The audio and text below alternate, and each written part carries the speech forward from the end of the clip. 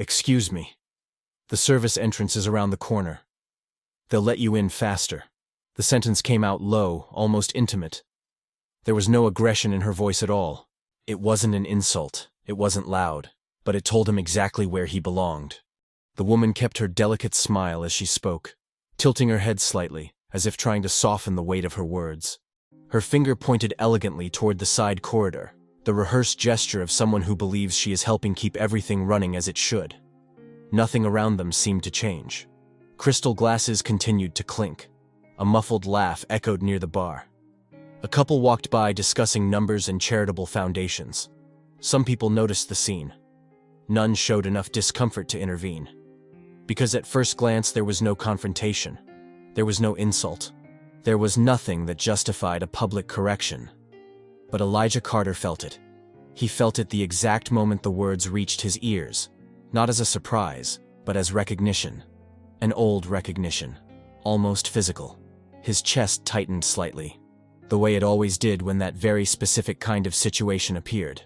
Not violent, not explicit, but perfectly clear to anyone who had lived it before. He did not react immediately. He remained still for a brief moment, not out of hesitation, but because he knew that moment. He knew the invisible fork in the road before him. The silent choice that always appeared at times like this. Explain, justify, or accept. For most of his life, he had learned to choose the first option with politeness, and the third with resignation. That night, he chose something different.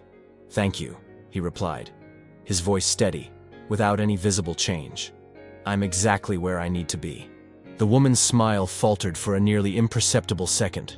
It was not guilt. It was not shame. It was confusion. As if someone had broken an invisible rule that had always worked perfectly. She blinked, tried to reorganize her expression, but something no longer fit the way it always had. Her husband, Richard, standing beside her, grew irritated. "Employees like you need to understand who they're talking to. Courtesy is also part of the job." Elijah looked at him and said, "Like me." The silence lasted only briefly, just long enough to shift the air between them. Richard looked to one side and then the other, as if avoiding having his thoughts exposed. He gave an arrogant smile, turned his back, and walked away to greet someone else. Across the room, Daniel Reeves, an old friend and the company's lawyer, watched everything in silence. Before we continue, if you believe in kindness, justice, and second chances, consider subscribing. As a thank you, you'll receive daily emotional stories. The charity gala occupied the largest hall of the historic hotel. Antique chandeliers hung from the high ceiling, casting a warm light that gilded the polished marble and reflected off expensive fabrics. A string quartet played near the central staircase, filling the space with soft, almost hypnotic music. It was the kind of event where everything seemed carefully choreographed. People knew where to stand. They knew whom to greet. They knew exactly how long to hold a smile before moving on. Every gesture there was small enough to seem harmless, and large enough to establish invisible boundaries. Elijah walked through the hall with calm steps, his hands relaxed at his sides. His suit was tailored, discreet, elegant without being flashy. Nothing about him demanded attention. Some people there already knew who he was. Still, he felt eyes linger on him a little longer than usual. A security guard near the main entrance followed his movements for too long. It was not open hostility. It was silent surveillance. A subtle reminder that his presence still needed to be catalogued, understood, placed into some acceptable category. Near the bar, a waiter approached with a tray of glasses. He hesitated for a second before offering a drink to Elijah. Then he smiled, apologizing for a delay no one else would have noticed. Elijah thanked him with a slight nod. In another corner of the hall, a small group was chatting animatedly. When Elijah approached, the voices softened. A comment was cut off mid-sentence, then resumed, with a laugh a little louder, a little more hurried, as if trying to fill the space he occupied without actually including him. None of it was rude. None of it would be recorded as an offense. But all of it said the same thing. "You are here." But not exactly. Margaret Whitmore moved through the hall with absolute ease. She greeted acquaintances, lightly touched someone's arm as she spoke, tilted her head at just the right moments. Her long dress reflected the golden light of the chandeliers. She was known there, respected, photographed, admired. She genuinely believed she was a fair person. Her involvement in social causes was real. Her donations, generous. Her speeches about inclusion, well received. In Margaret's mind, that small gesture directing Elijah toward the service entrance had not been a mistake. It had been organization, order, help. Beside her, Richard Whitmore surveyed the room with a more restrained gaze. Less smile, more control. He liked knowing who was where, who mingled with whom, who seemed out of place, not out of declared hatred, but from a deep belief in silent hierarchies that, to him, kept everything functioning. Daniel Reeves remained near the stage, not actively participating in conversations. His posture was calm, almost invisible to those who did not know him well. But within that company, his presence carried weight. Over the years, he had learned to recognize patterns before they became scandals, and the pattern that night was far too old to ignore. While organizers made final adjustments to the schedule, Elijah moved away from the center of the hall. He stopped near one of the marble columns, leaning discreetly. The sound around him seemed muffled for a moment, as if someone had lowered the volume of the world. He took a deep breath, and then, without warning, memories began to surface. Not as an emotional collapse, not as sudden drama. They came in short, everyday fragments, almost mundane, and precisely for that reason, so hard to push away. A restaurant years ago. Him seated at the table, waiting. The waiter hands the menu first to the white person beside him. Only then, notices the mistake, apologizes, smiles. Elijah smiles back, automatically. An office building. He approaches the main elevator. Someone holds the door and, kindly, points to another one. That one's usually faster. A crowded conference, a badge hanging from his neck. A polite smile followed by the question, "You work here, right?" A meeting, an unexpected compliment. "You're very articulate. Always politeness. Always softness. Always the same gentle displacement." Elijah realized something with uncomfortable clarity. It was not an isolated incident. It was not one specific person. It was a lifetime of being redirected. The announcement echoed through the hall, calling guests to position themselves for the official start of the event. Conversations began to fade. Glasses were set down. Bodies turned toward the stage. Daniel Reeves climbed the steps with steady strides. The hall fell silent. And Elijah felt for the first time that night that something was about to change. The silence that formed when Daniel Reeves stepped onto the stage was not requested. It simply happened. He was not the kind of man who needed to raise his voice or tap the microphone to be heard. His presence carried its own weight, built over years of difficult decisions, firm stances, and a reputation no one there dared to question. He stopped at the center of the stage, adjusted the microphone slightly, and let his gaze sweep across the room. There was no rush in his movements. That initial pause was not empty, it was deliberate. A silent invitation for everyone to truly pay attention. "Good evening," he said, his tone calm, almost welcoming. Some heads tilted, others straightened instinctively. Daniel did not need to introduce himself. Most people there knew exactly who he was. "Before we officially begin the event," he continued, "I'd like permission to do something that wasn't on the program." A discreet murmur moved through the hall. Too small to be unrest, large enough to signal curiosity. Margaret Whitmore frowned slightly. She knew that kind of sentence well. Nothing off-program was usually good for those who believed they controlled the environment. Daniel took a deep breath, but he did not seem nervous. On the contrary, there was something resolved in his posture, as if he were simply fulfilling an old obligation. "There are people who build," he said, "and there are people who arrive once everything is already built." The hall remained still.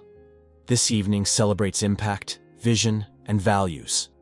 A charity gala created to confront social issues. And it would be inconsistent to begin without recognizing someone who has always preferred to remain out of the spotlight. Daniel paused briefly, just long enough for the words to settle. Someone who never asked to be introduced. Some guests exchanged glances. Richard Whitmore tilted his head slightly, now attentive in a different way. He did not like surprises, especially surprises introduced by someone like Daniel. Someone who built this company when no one was watching, Daniel concluded. When there were no galas, no speeches, no applause. The name came next, clear, without exaggerated emphasis. Elijah Carter. For a moment, the room did not seem to know how to react. Some people vaguely recognized the name. Others simply felt the weight of how it had been presented. The discomfort came not from the content, but from the implication. Margaret felt her stomach tighten. Her smile froze for a second before recomposing itself. She glanced quickly at Richard, searching for confirmation. Some sign that this did not mean what it seemed to mean. Richard remained still, jaw tight, eyes fixed on the stage.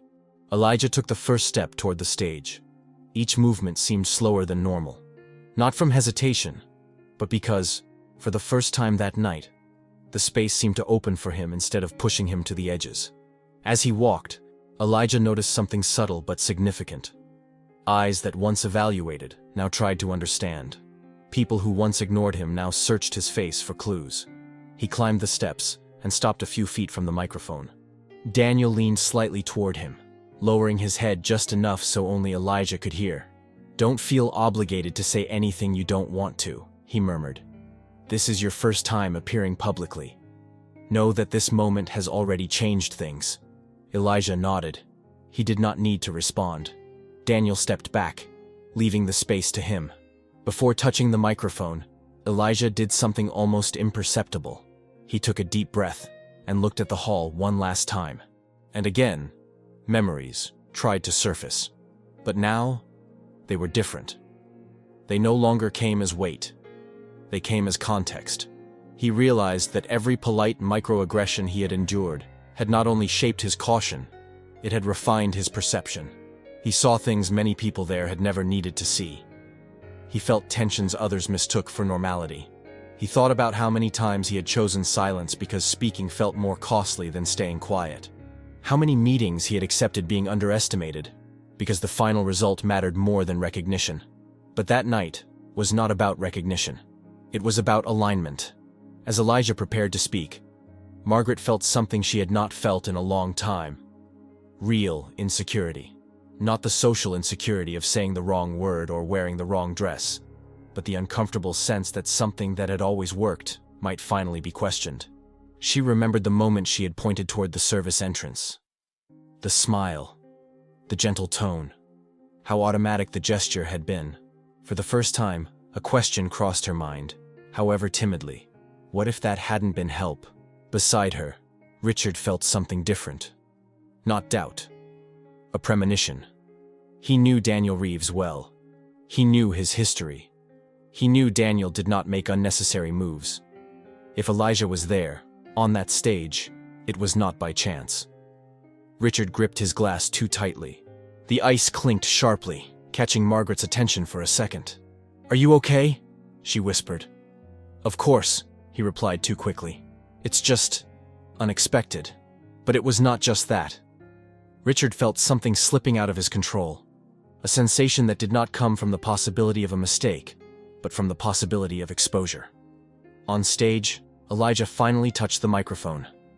The soft pop of amplified sound echoed through the hall, small but enough to seal the moment. He looked at Daniel one last time. Daniel simply nodded. Elijah turned to the audience. He opened his mouth to speak, and at that exact moment, the entire hall held its breath. Elijah held the microphone with both hands for a moment before speaking. It was not nervousness. It was intention. He wanted to feel the weight of that moment before turning it into words. The hall remained in absolute silence. Even the string quartet had stopped, as if someone had understood without warning that any sound would be intrusive. "Good evening," Elijah began, his voice firm, clear, effortless. "I thought a lot about what I should say today.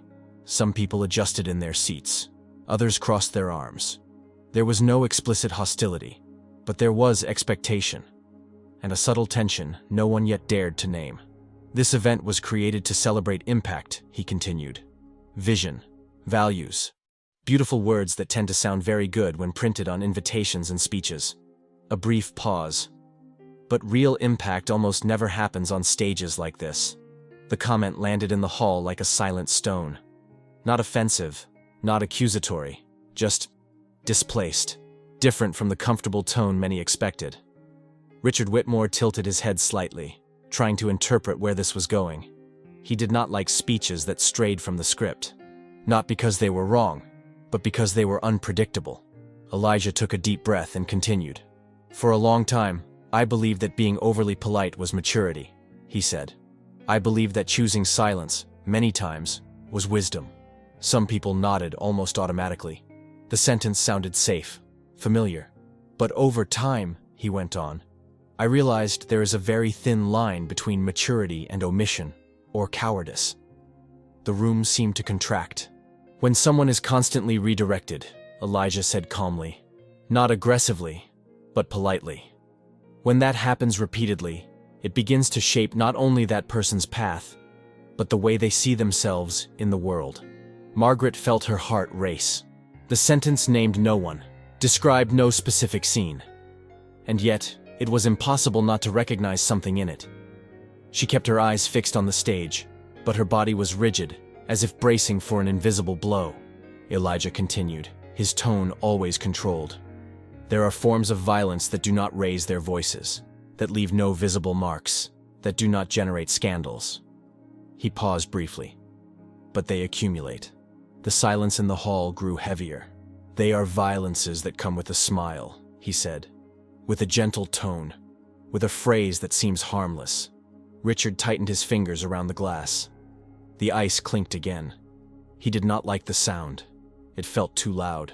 When someone points to a side door, Elijah continued, now with slight emphasis, they are not just indicating a physical path.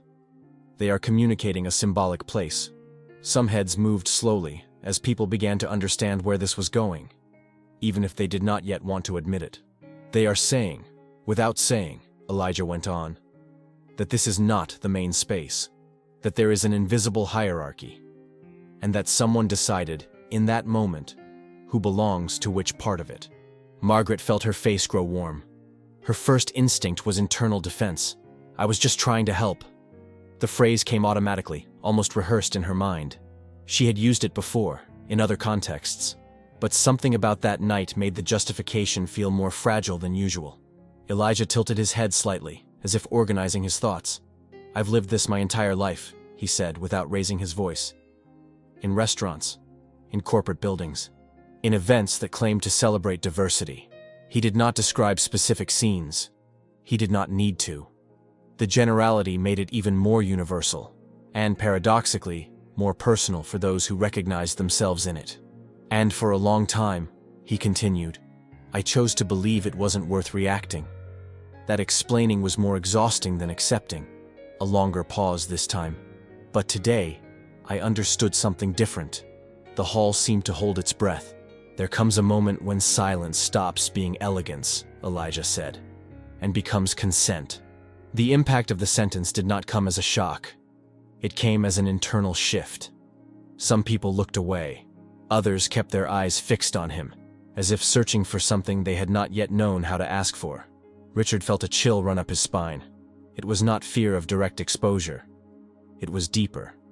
The sense that this speech was disturbing structures he had always considered too stable to collapse. I am not here to accuse individuals, Elijah continued, nor to create convenient villains. Margaret released a restrained breath, almost in relief, but it did not last long. I am here to talk about systems, Elijah said, and about the role each of us plays within them, even when we believe we are being kind. The word kind echoed through the hall uncomfortably, because empty kindness, without awareness, can hurt just as much as open hostility, he finished. The silence was absolute now. Elijah stepped slightly away from the microphone, as if giving space to his own words. No one should be politely informed of where they belong, he said at last. No person should be placed at a side door simply because of what eyes decide before the story. He let the sentence hang in the air.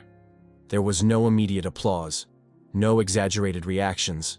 There was something rarer for that kind of event. Genuine reflection. Elijah gave a slight nod, thanking without smiling, and stepped back. As he began to step down from the stage, he felt every gaze follow his movement. No longer evaluative, no longer curious. They were looks trying to recalibrate something internally. Before leaving completely, Elijah stopped. He turned. His eyes met Richard Whitmore's, then Margaret's. There was no anger, no explicit challenge. There was only presence, firm, silent, impossible to ignore. Richard looked away first. Elijah then left the stage and walked toward the side of the hall, where Daniel Reeves waited for him. Daniel said nothing at first. He simply observed the room, which slowly tried to return to some form of artificial normality. "You felt it?" Daniel said at last, quietly.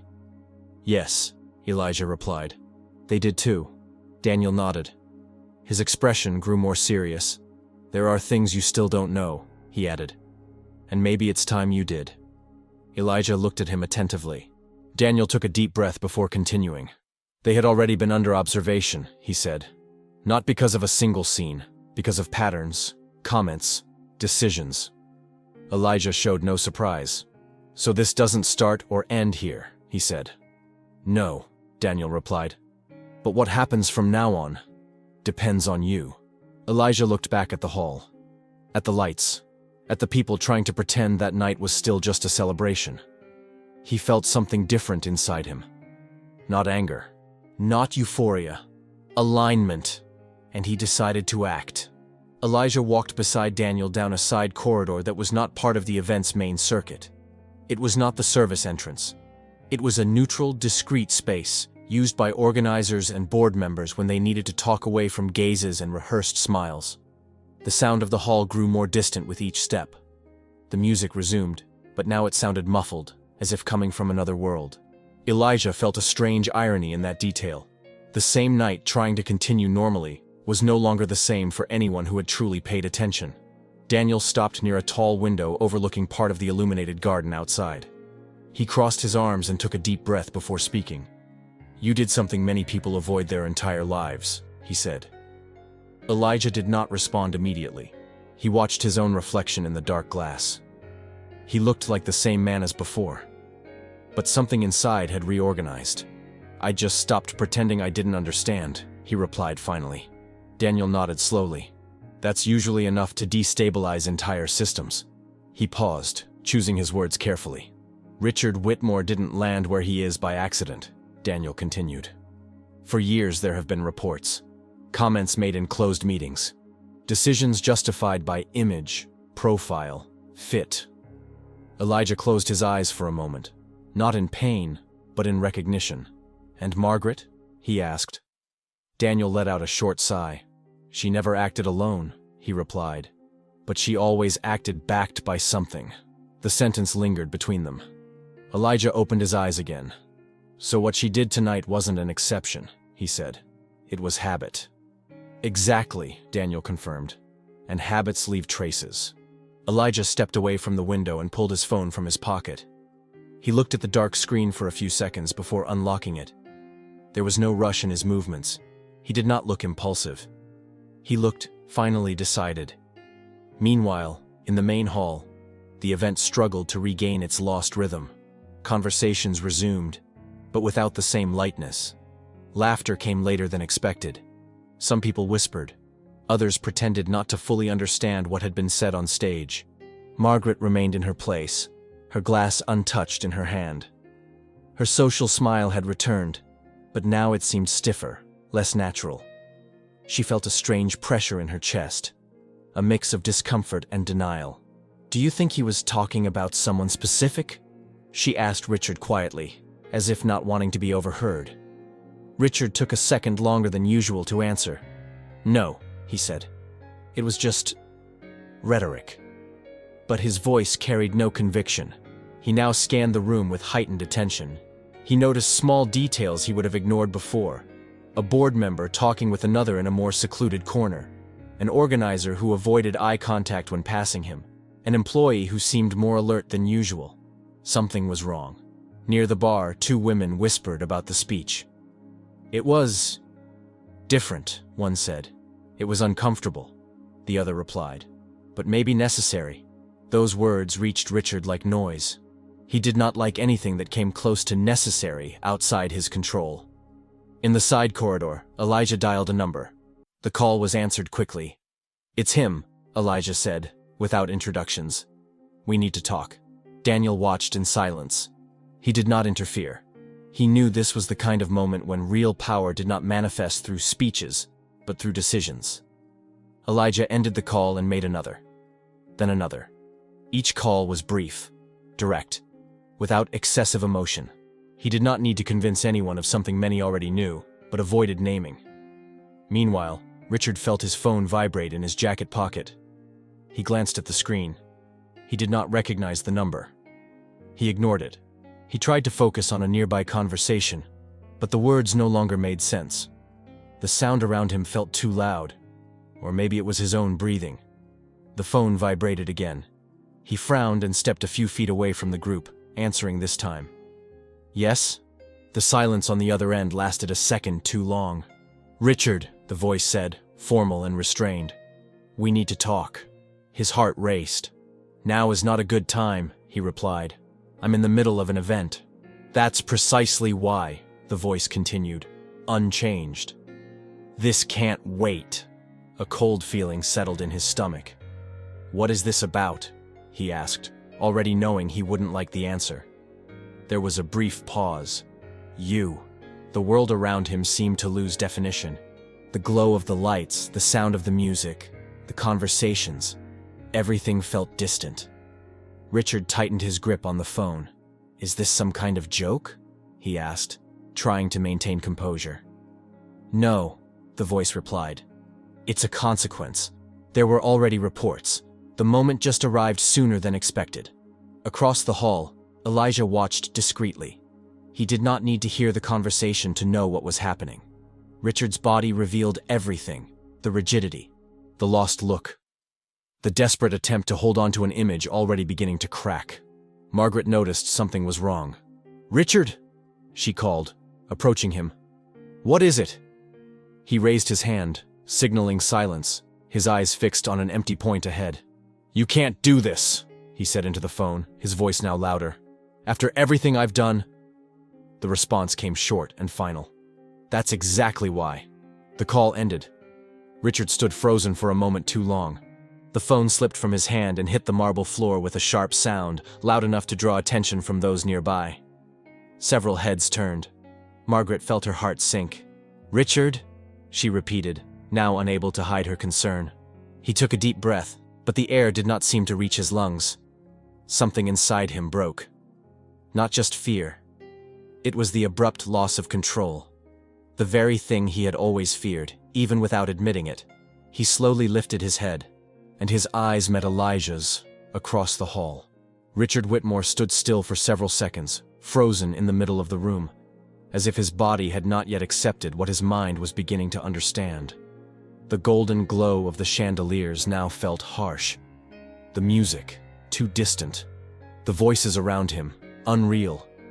He felt something he had not felt in years. Loss of control. Margaret stepped closer, touching his arm carefully, as if a sudden movement might shatter him. Richard, what happened? She asked, her voice low and urgent. He did not answer. His eyes remained fixed on Elijah, across the room. There was no hatred there. Not yet. There was disbelief, the sense that something essential had been taken from him without warning. This can't be happening, he murmured, more to himself than to her. Margaret followed his gaze, and then she understood. Her stomach twisted. Not in full guilt, not yet, but in panic. For the first time that night, she realized that the gesture she had made, so automatic, so small in her mind, had not simply been noticed. It had been contextualized. Let's leave, she whispered. Now. But Richard did not move. Something inside him refused to accept silence as the ending. He had spent his entire life using words, titles, and influence to keep the world arranged his way. Being defeated without debate, without direct confrontation, felt unbearable. He took a deep breath, then another.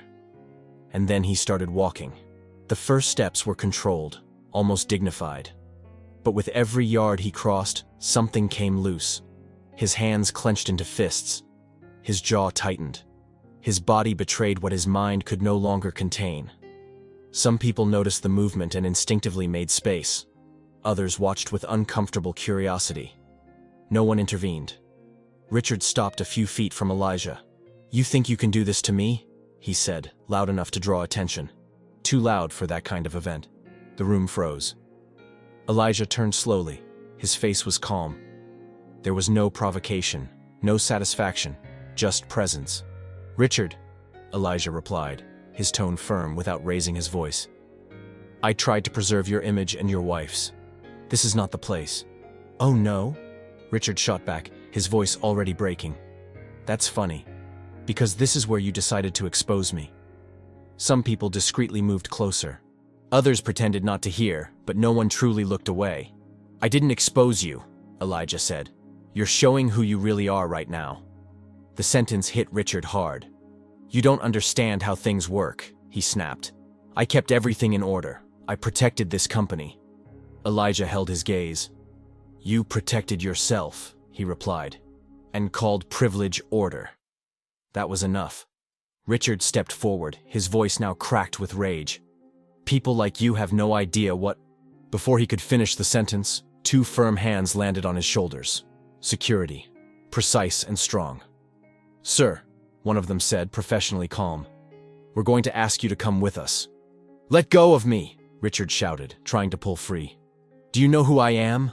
The silence that followed was devastating, because for the first time that night, no one answered. The security guards began escorting him toward the main exit. Richard resisted, his face flushed, his composure completely undone. His words came out disjointed now, mixing indignation, threats, and desperation. Margaret ran after them. "Richard, please," she said, her voice breaking. "Let's go." She did not look at Elijah as she passed him. She couldn't. When the main doors opened, the cold night air rushed into the hall, breaking the artificial atmosphere that had held until then. The distant sound of the city mixed with the last echoes of music. Richard was taken outside. Margaret followed him, now openly crying, unconcerned with who saw. The doors closed. The hall remained silent. There was no applause. There was no celebration. Only a slow, almost painful adjustment of reality. Some people exchanged glances. Others lowered their heads. A few took deep breaths, as if something heavy had been lifted from the air. Daniel Reeves approached Elijah. "It's done," he said quietly. Elijah nodded and walked slowly toward the exit, passing through the same space where, hours earlier, he had been politely redirected. Now, no one pointed to doors. No one looked away. People simply stepped aside, making room. Staff began to move more naturally. Some entered through the main door without hesitation, without apologies. The atmosphere had changed. Outside, the distant sound of the city was a reminder that the world continued.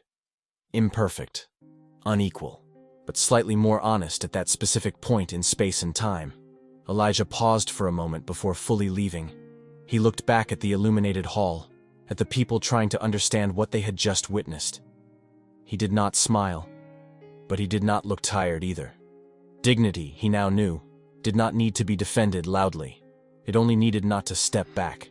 If this story touched your heart, I'd be grateful if you like and subscribe. You will receive daily stories.